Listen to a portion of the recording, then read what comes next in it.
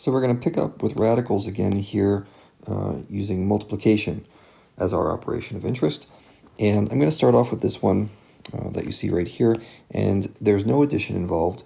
It's just straight multiplication. It's one term times another term. And granted, they're complicated terms, but it's all just multiplication. This is actually going to be pretty easy. What you do in multiplication is anything that's outside the radical sign, the coefficients, you multiply those together. So negative 4 times 2 makes negative 8. And then anything inside the multiplication sign, or inside the radical sign, excuse me, you multiply those together too. And they stay under a radical sign.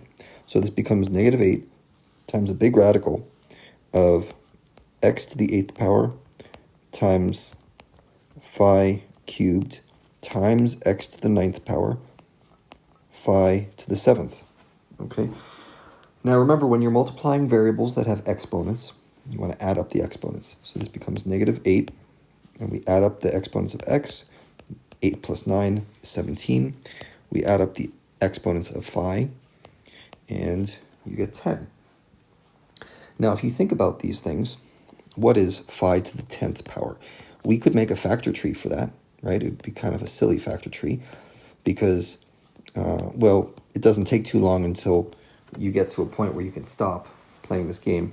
Phi to the 10th is just phi to the 5th times phi to the 5th. See, those 5s would add up to 10. So what's the square root of this pair? Well, you just pull out one of those phi to the 5ths, and you get negative 8 phi to the 5th times the square root of x to the 17th. And what's x to the 17th? Well, let's think about that. X to the 17th is just x times x to the 16th, right? And x to the 16th is x to the 8th times x to the 8th.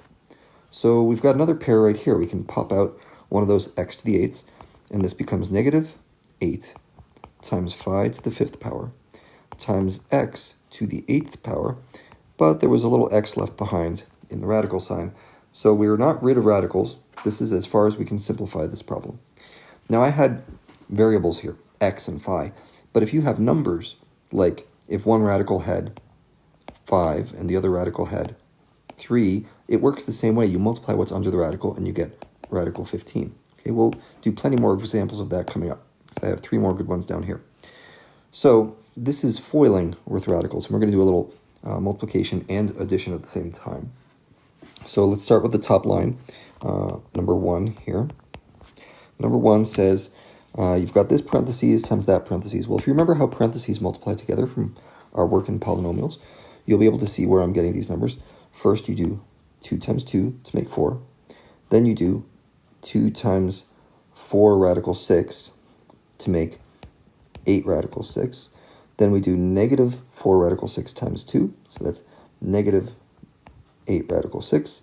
And you do negative 4 radical 6 times 4 radical 6, which is, careful now, negative, the 4's multiply, so that's negative 16 times radical 36.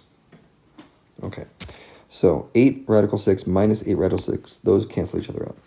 And what we have is 4 minus 16 times root 36.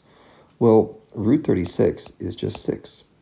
So this is going to be 4 minus 96, I think. And that's going to be equal to negative 92. So that's how you FOIL in general. I'll do some more examples of that. But I want to point out something. Did anyone notice that this is, I need some more room here to talk. Did anyone notice that this guy is the difference of squares? Take a look. We've got A, which is 2, and we've got B, which is 4 radical 6, and you're either doing A minus B or A plus B. So this is our good old friend A minus B times A plus B. So it's no surprise that we get A squared minus B squared. And that is this right here, A squared minus B squared.